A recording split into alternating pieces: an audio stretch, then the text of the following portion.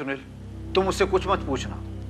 हो सकता है तुम्हारी पूछताछ करने से उसका डाउट और बढ़ जाए। लेकिन रोहित, जब मैंने उसे तुम्हारे यहाँ टिकट लाने के लिए भेजा था तो मुझे उससे पूछना तो पड़ेगा ना। नहीं सुनील, तुम कुछ मत पूछना। अब जो भी पूछताछ करनी है वो मैं करूंगा। सुनील, मैं तुम्हें बता नहीं सकता वो कितना घटिया और चालाक आदमी है। मुझे तो कभी कभी इस बात की उलझन होने लगती है कि मेरी कंपनी में ऐसा एम्प्लॉय है। ये गलती मेरी है सुनील। मेरी सिफारिश पे तुमने उसे अपने यहां रखा। हम चाहें तो उसे 2 मिनट में नौकरी से निकाल सकते हैं, लेकिन फिर उस बेचारी पुष्पा का क्या होगा? मैंने पुष्पा को अपनी बहन माना है, ये जानकर भी कि उसका पति ऐसा है, और इसके बारे में मैं पुष्पा को कुछ नहीं बता सकता। ऐसे आदमी की असलियत बहुत दिनों तक छिपी नहीं रह सकती रोहित। आखिर वो कब तक लोगों की आंखों में धूल झोंकता रहेगा? तुम अब उससे कोई सवाल मत पूछना। मैं देखता हूं कि अब उससे कब और कैसे मिलना है। ठीक है। अच्छा, मैं तुम्हें बाद में फोन करता हूं। Bye bye.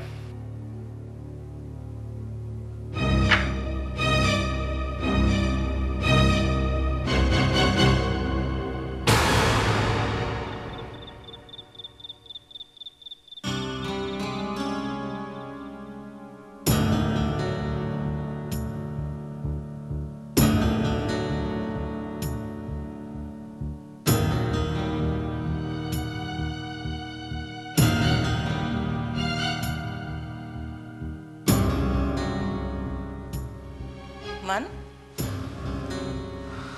क्या बात है? इस तरह सर पे हाथ रख के क्यों बैठे हो?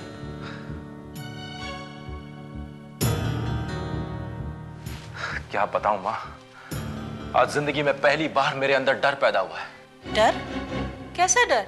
अपनी बेइज्जती होने का डर, अपनी बर्बादी होने का डर। अचानक ये बात तुम्हारे दिमाग में कैसे आ गई और क्यों आ गई? माँ, ये बात मेरे दिमाग के किसी कोने में पता नहीं कब से छुपी बैठी थी, लेकिन आज वो मेरे दिलो दिमाग पर इस कदर छा गई है कि मैं पसीने से भीग गया हूँ। टेंशन के मारे मेरा बुरा हाल है माँ। देखो मन, ये डर हर इंसान के मन में छिपा रहता है। इस डर का होना ही जिंदगी का दूसरा नाम है। ये डर अगर खत्म हो गया तो समझो जिंदगी खत्म हो गई। माँ, ये फिलॉसफी की बातें हैं। जब इंसान पर पड़ती है ना तो उसे कुछ समझ नहीं आता है। आखिर हुआ क्या है मन? साफ साफ बताओ। तुम्हारी किसी से कुछ बात हुई है क्या? नहीं। फिर? माँ, हुआ ये कि आज मेरे बॉस सुनील प्रसाद ने मुझे रोहित रस्तोगी के ऑफिस जाकर सूर्यन का टिकट लाने के लिए कहा। तो चले जाते, इसमें डरने की क्या बात थी? माँ, गया तो था, लेकिन जैसे ही ऑफिस से निकला तो जानती कौन मिली? प्रभा। प्रभा? प्रभा कौन? वही औरत जो कुंती के साथ आश्रम में रहती थी। तो उससे तुम्हारा क्या लेना देना मन? मेरा उससे कोई लेना देना नहीं है माँ, लेकिन वो औरत मेरे बारे में सब कुछ जानती है। उसे मेरी एक एक बात पता है। जब मिलती है मुझे बुरा भला कहती है। तुम्हें उस गिरी हुई औरत से दबने की क्या जरूरत थी मन? उसकी बातों का मुंह तोड़ जवाब देना चाहिए था तुम्हें। माँ, तुम उस औरत को नहीं जानती हो। किस किस्म की औरत है वो? अरे, जिस्म बेचने का धंधा करती है, और ऐसी गिरी हुई औरत से जीतना कोई आसान काम नहीं है। मन, मेरा बेटा एक गिरी हुई औरत से हार जाए, ये तो मेरी बेइज्जती है ना। माँ, मुझे आज अपनी बेइज्जती की नहीं, अपनी बर्बादी की ज्यादा चिंता है। वो पुष्पा को भी जानती है।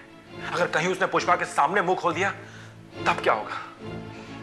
ये पुष्पा का डर तो ना, मुझे लगता है कि एक दिन सबकी नजरों में हमें गिरा के रहेगा मन। माँ, मैं रस्तोगी के ऑफिस सूर्यन का टिकट लेने भी गया था, लेकिन वहां बैठे बैठे मुझे इतनी घबराहट होने लगी कि टेंशन के मारे मैं चुपचाप चला आया। इस तरह घबराने से काम नहीं चलेगा। ये जो भी हालात हैं, इनका सामना हमें बहुत हिम्मत से करना होगा, वरना हमारा सांस लेना भी मुश्किल हो जाएगा। माँ, पता है, प्रभा ने मुझे बताया कि कुंती ने रस्तोगी को यह बता दिया है कि कर्ण का पिता कोई और नहीं, मैं हूं। क्या? हाँ माँ, और ये जानने के बाद मैं रस्तोगी का सामना नहीं कर सकता। पता नहीं वो आदमी मेरे साथ कैसा सलूक करे। मन, ये कुंती नाम का जहर जो तुमने अपनी जिंदगी में बोया है, इसे काटना तो तुम्हें ही पड़ेगा ना। कब तक तुम रस्तोगी से बचते रहोगे?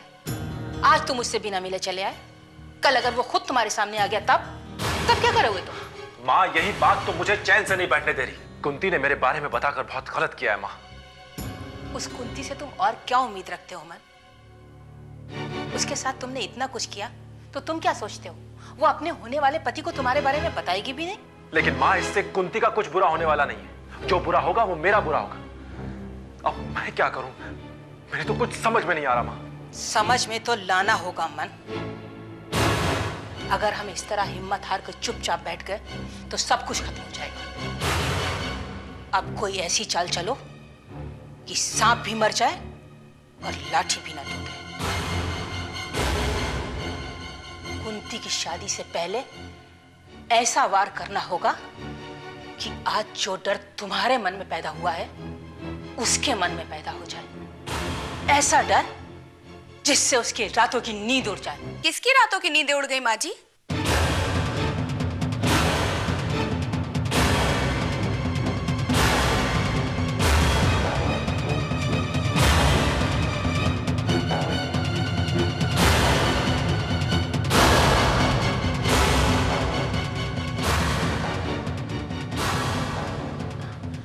अरे पुष्पा, तुम आ गई? बेटे, मैं मन से कह रही थी कि पता नहीं क्या हो गया, आजकल मुझे रातों में नींद ही नहीं आती है। क्यों माँ जी, आपकी तबीयत तो ठीक है ना? नहीं, तबीयत तो ठीक है, लेकिन पता नहीं क्या बात है, नींद ही नहीं आती है रात में। दिन तो किसी तरह से कट जाता है, लेकिन खैर छोड़ो। तुम ऑफिस से थकी आ रही आई हो और मैं अपना रोना लेके बैठ गई। नहीं माँ जी, ये छोड़ने वाली बात नहीं है। यही बीमारी आपके बेटे को भी है। मन को भी रात भर नींद नहीं आती, सारी रात करवटें बदलते रहते हैं। क्यों मन, मैं सही कह रही हूँ ना? हाँ, तुम गलत कब कहती हो पुष्पा? वैसे तुम्हें रात में नींद ना आने की कोई खास वजह? नहीं, कोई खास वजह नहीं है। बस मैं अपने जरा भविष्य के बारे में सोचता रहता हूँ। मन, भविष्य के बारे में क्या सोचना? वर्तमान में जीना सीखो, भविष्य अपने आप सुधर जाएगा। अरे हाँ, मैं तुमसे पूछना भूल गई, तुम मेरे ऑफिस आए थे? तुम्हें किसने बताया? ऑफिस के प्यून ने, राम प्रसाद ने। वो बता रहा था कि तुम रोहित सर से मिलने आए थे और बिना मिले ही चले गए।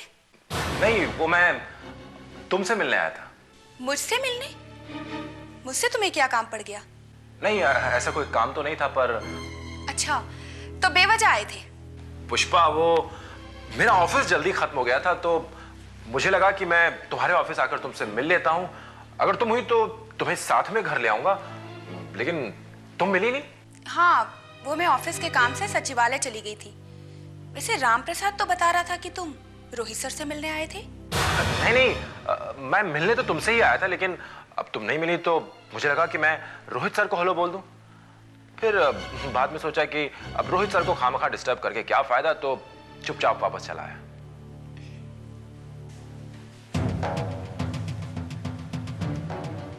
मन, तुम सच कह रहे हो ना? तुम्हें क्या लगता है मैं झूठ बोल रहा हूं? देख रही है मां? नहीं नहीं, वो क्या है ना कि तुम्हारी बात पर मुझे जल्दी यकीन नहीं होता। पुष्पा, तुम हमेशा मेरे बेटे पे शक क्यों करती रहती हो? माँ जी, आपका ये बेटा मेरा पति भी है, और जब एक पति अपनी पत्नी से झूठ बोलता है तो फिर पत्नी को आसानी से उस पर यकीन नहीं होता।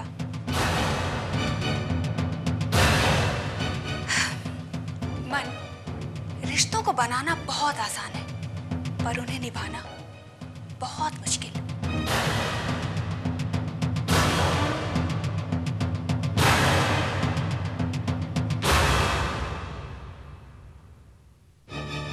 देख रही मां, ये हमेशा इसी तरह जहर उगल कर जाती है।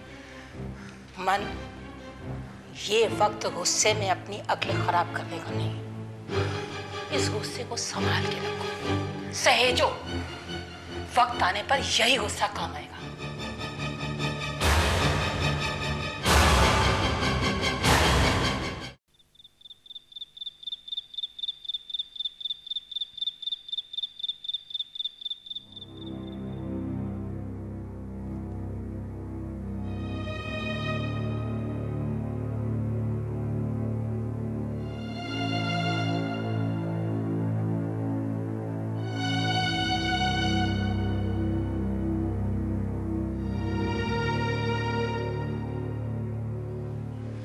रोहित, ये हम क्या सुन रहे हैं?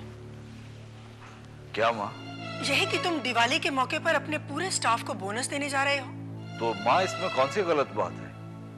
बोनस तो हम हर साल देते हैं। पर बेटा, तुमने अपनी शादी के मौके पर भी तो अपने पूरे स्टाफ को 2 महीने का बोनस देने का फैसला किया था ना, तो फिर अब क्यों? शादी और दिवाली दोनों अलग चीज है। मेरी शादी हर साल तो होने वाली नहीं है, और दिवाली पे बोनस हम हर साल देते हैं। रोहित, इस तरह से पैसा लुटाने की कोई जरूरत नहीं है। पहले दिवाली पर बोनस दो, फिर शादी पर बोनस दो। ये सब क्या है? माँ, आप बोनस को लेकर इतनी नाराज क्यों हैं? क्योंकि तुम हमसे बिना पूछे कोई भी डिसीजन ले लेते हो। ये भी नहीं सोचते कि उसमें हमारा कितना नुकसान होगा। नुकसान में कोई किसी को बोनस नहीं देता। कंपनी को इतना फायदा हो रहा है, अगर उस फायदे में से थोड़ा मजदूरों को दे दिया जाए तो इसमें क्या बुराई है? बुराई है रोहित। कोई भी तुम्हारी तरह इस तरह दानवीर बनकर पैसा नहीं लुटाता। माँ, दिवाली साल भर का इतना बड़ा त्योहार है। कंपनी के मजदूर ये उम्मीद लगाए रहते हैं कि उन्हें दिवाली पे बोनस मिलेगा। ऐसे में हम उन्हें निराश नहीं कर सकते। लेकिन ये तुम्हारी बातें हमें निराश कर रही हैं रोहित। अरे, कंपनी का फायदा हमारा फायदा होना चाहिए, ना कि उन मजदूरों का। माँ, कंपनी को फायदा पहुंचाने के पीछे उन मजदूरों का खून पसीना है। उनके खून पसीने का मुआवजा उन्हें हर महीने अदा कर दिया जाता है। उन्हें तनख्वाह किस बात की दी जाती है? माँ, दिवाली बोनस की एक परंपरा रही है, और ये परंपरा पिताजी के वक्त से चली आ रही है, और आप इस परंपरा को आज तोड़ना चाहती हैं। रोहित, तुम्हारे पिताजी में अकल की कमी थी, और तुम में भी है। अगर आज हम नहीं होते ना, तो ये कंपनी हमारे हाथों में नहीं होती। देखो माँ, मैं पुरानी बातों में नहीं जाना चाहता। आप इस साल के कंपनी के मुनाफे को देखिए। कंपनी की ग्रोथ कहां से कहां पहुंच गई है, और इस सब के पीछे मजदूरों की मेहनत है। रोहित, वो मजदूर हैं तो मेहनत तो करेंगे ही। अब उनकी मेहनत को देखते हुए तुम पूरी की पूरी कंपनी उनके नाम कर दोगे क्या? रोहित, तुम्हें सब बना बनाया मिल गया है, इसलिए तुम्हें अंदाजा नहीं है कि पैसे की कीमत क्या होती है। माँ, मैं पैसे की कीमत को अच्छी तरह जानता हूं। पैसा बहुत कुछ होते हुए भी सब कुछ नहीं है। तो ठीक है, लुटा दो, बांट दो सब कुछ। आपको तो खुश होना चाहिए कि आज हम इस पोजीशन में हैं कि मजदूरों को त्योहार के मौके पे खुशी दे सकें। रोहित, तुम ऐसा क्यों नहीं करते? मजदूरों को हर महीने तनख्वाह के साथ साथ बोनस देना भी शुरू कर दो, उनको ज्यादा खुशी मिलेगी। माँ, आप कभी कभी इतनी कठोर क्यों हो जाती है कि आपको सही गलत का पता ही नहीं चलता? अच्छा रोहित, अब तुम हमें सिखाओगे कि सही क्या है और गलत क्या है? हमने अपने कंपनी के मजदूरों का ख्याल रखा है, तभी तो आज तक हमारी कंपनी में ना कोई लॉकआउट हुआ है, ना कोई हड़ताल हुई है, और ना ही कोई यूनियन की नारेबाजी हुई है। रोहित, हम सिर्फ इतना जानते हैं कि इन मजदूरों के सामने तुम जितना झुकते जाओगे, वो तुम्हें उतना ही झुकाते चले जाएंगे। इन मजदूरों की नजर में महान बनना मूर्खता है। रोहित, महानता होती है दौलत के बल पर, अपनी सफलता के बल पर। आज तक जितने लोग महान बने हैं, वो अपने मान सम्मान, अपनी दौलत के बल पर महान बने हैं। दुनिया उनके आगे सर झुकाती है। माँ, इस बारे में मेरे विचार आपसे अलग हैं। मैं दौलत के बल पर महान नहीं बनना चाहता। मैं इंसान बनकर, लोगों का दुख सुख बांटकर उनके बीच जीना चाहता हूं। रोहित, तुम हमारे घर में कैसे पैदा हो गए? तुम्हें तो किसी साधु सन्यासी के घर में पैदा होना चाहिए था। भगवान ऐसी बेवकूफ औलाद किसी को न दे।